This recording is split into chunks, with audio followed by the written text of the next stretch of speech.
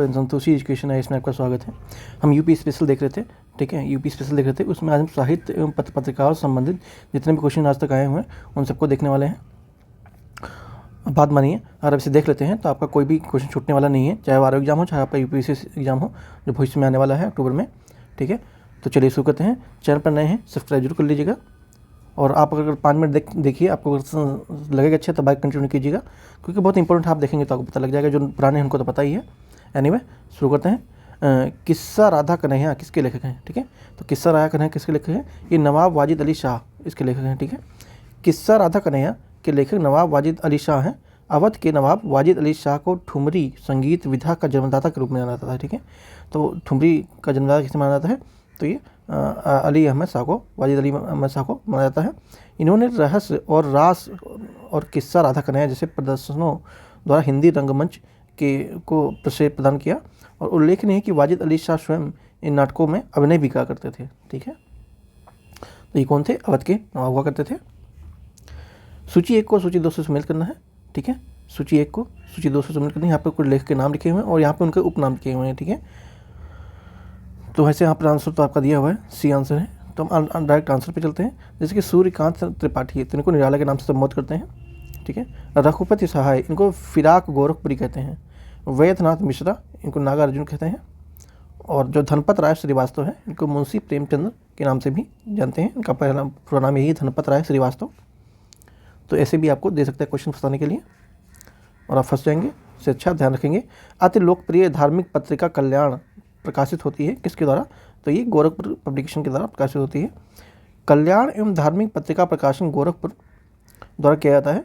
प्रसिद्ध चिंतन एवं धर्मवेता श्री हनुमान प्रसाद पोदार पत्रिका इसके संपादक रहे हैं।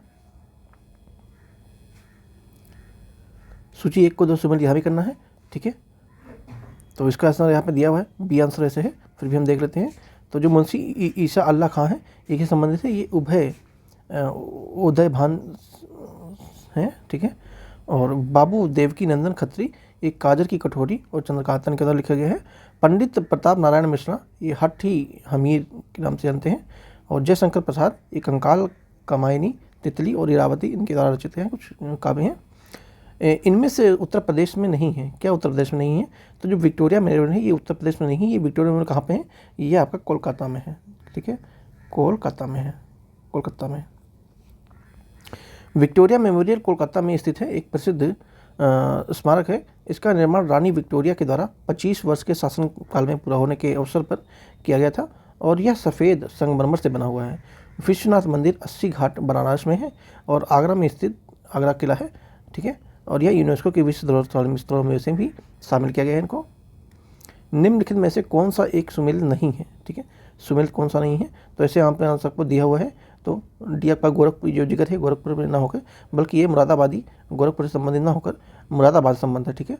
जिगर मुरादाबाद से संबंधित है। इसका वास्तविक नाम अली सिकंदर 1890 से 60 के था, 60 तक में था। और 20वीं सदी में महत्वपूर्ण उर्दू कवि एवं गज़ल के लेखक गायक हैं। उनको अतीशी गुल के नाम से 1958 में साहित्य अकादमी पुरस्कार भी मिला है, ठीक है। साहित्य अकादमी पुरस्कार भी मिला है। और 9 सितंबर 1960 को उनका देहांत गोंडा में हुआ था, ठीक है। गोंडा में हो जाता है उनका देहांत। नेक्स्ट चलते हैं। निम्नलिखित में से कौन सा युग्म सुमेलित नहीं है, ठीक है। तो सुमेलित नहीं है, वैसे आंसर इसमें आपको दिया हुआ है, लेकिन आंसर के साथ बहुत सारी क्लैरिटी मिल जाती है, आप देख ही रहे हैं। तो राम प्रसाद बिस्मिल प्रयागराज संबंधित नहीं है, ठीक है। प्रसिद्ध स्वतंत्रता सेनानी राम प्रसाद बिस्मिल का जन्म 1897 में उत्तर प्रदेश के शाहजहाँपुर में होता है, ठीक है। शाहजहाँपुर में होता है।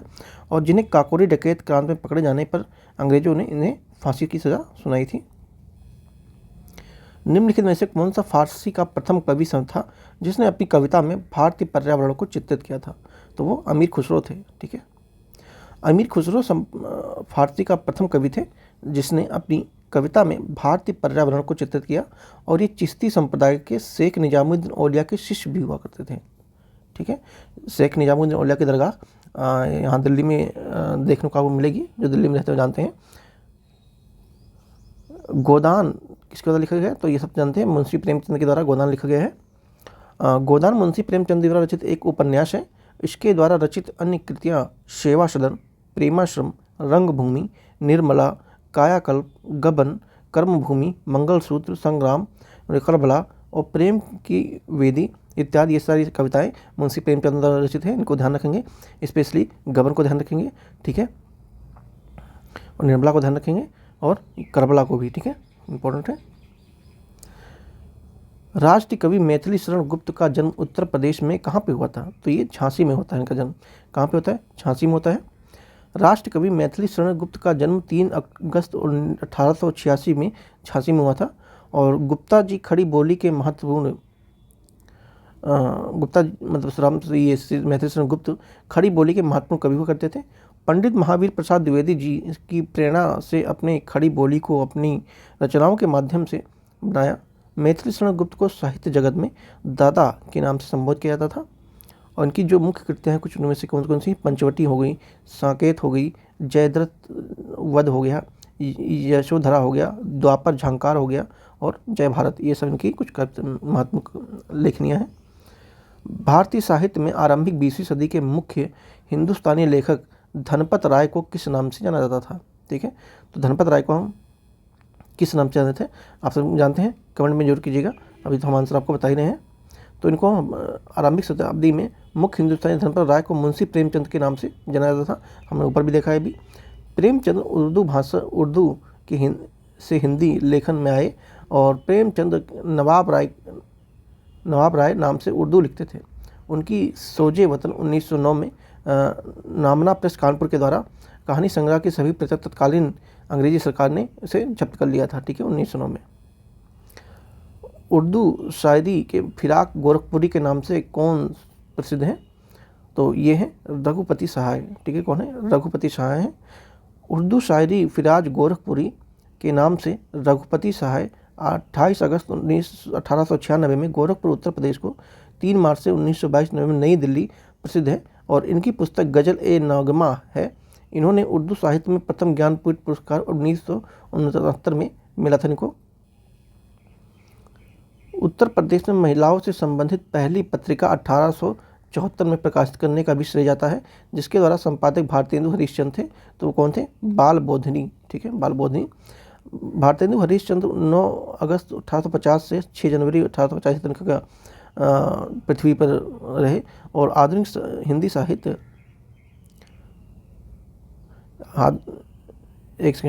9 सितंबर 1850 से 6 जनवरी 1985, हाँ ठीक है, साहित्य के जनक कहे जाते हैं आधुनिक साहित्य के। और जनवरी 1874 में भारतेंदु हरिश्चंद्र ने बाल बोधिनी पत्रिका का प्रकाशन प्रारंभ किया। यह पत्रिका महिलाओं से संबंधित थी और यह हिंदी मासिक पत्रिका बनारस से प्रकाशित होती थी। और इसे महिलाओं से संबंधित उत्तर प्रदेश की पहली पत्रिका का दर्जा भी प्राप्त है, ठीक है, बाल बोधिनी को से पहली पत्रिका प्राप्त है, ध्यान रखेंगे, वेरी वेरी इंपॉर्टेंट है। अमीर खुसरो द्वारा रचित कविता छाप तिलक सब छीनी किस भाषा में है? तो ये ब्रज भाषा में है, ठीक है, ब्रज भाषा में है। अमीर खुसरो द्वारा रचित कविता छाप तिलक सब छीनी ब्रज भाषा में है। इन्होंने ही खड़ी बोली के आविष्कार किया था। सर्वप्रथम हिंदू या हिंदी शब्द का प्रयोग इन्हीं के साहित्य में मिलता है। और ये मूलतः फारसी के शायर हुआ करते थे, लेकिन उन्होंने खड़ी बोली हिंदी यानी ब्रज भाषा में भी पद कई सारे इनको लिखे हैं। कवयित्री महादेवी वर्मा का जन्म किस शहर में हुआ था? तो ये हुआ था आपका फर्रुखाबाद में हुआ था। कहाँ हुआ था? फर्रुखाबाद में हुआ था। कवयित्री महादेवी वर्मा का जन्म 26 मार्च 1907 को फर्रुखाबाद में हुआ था और संपन्न परिवार में हुआ था। इन्हें आधुनिक मीरा के रूप में भी जाना जाता है। छायावाद एक प्रमुख कवित्री हुआ करती, छायावाद की प्रमुख कवित्री थी। और इनकी प्रमुख रचनाओं में से कुछ जैसे कि संध्या गीत, क्षणदा के चलचित्र, मेरा परिवार, दीपशिखा, निर्जा, निहार इत्यादि ये सारे इनके कुछ रचनाएं हैं जो इम्पोर्टेंट हैं, ध्यान रखेंगे। तो यहाँ पे आपका इससे संबंधित समाप्त होता है। साहित्य एवं पत्रिकाओं से आज से जितने भी क्वेश्चन यूपी स्पेशल के लिहाज से पूछे गए हैं वो सारे इसमें हैं, ठीक है। तो ये लगभग 15 क्वेश्चन है ना? हाँ, तो आपके लगभग 15 क्वेश्चन भी पूछे गए थे, हमने सारे कवर कर लिए हैं। आई होप PYQ में आपका ये कहीं से भी छूटेगा नहीं, ठीक है। और सारे क्वेश्चन कंप्लीट, ये YTC की, ठीक है, YTC की जो है सामान्य ज्ञान की है, आप यहाँ देख रहे हैं, उसी में से ये लिया गया था। तो इतने ही क्वेश्चन आपसे पूछे गए हैं। और वीडियो अच्छी लग रही हो तो चैनल को सब्सक्राइब जरूर कर लीजिएगा और बेल आइकन प्रेस करना ना भूलें। अगर आपको इसकी PDF की जरूरत हो तो टेलीग्राम से जुड़ जाइए, लिंक आपको वीडियो के डिस्क्रिप्शन में मिल जाएगा, ठीक है, वहाँ से आप प्राप्त कर सकते हैं। तो मिलते हैं नेक्स्ट वीडियो में, थैंक यू सो मच।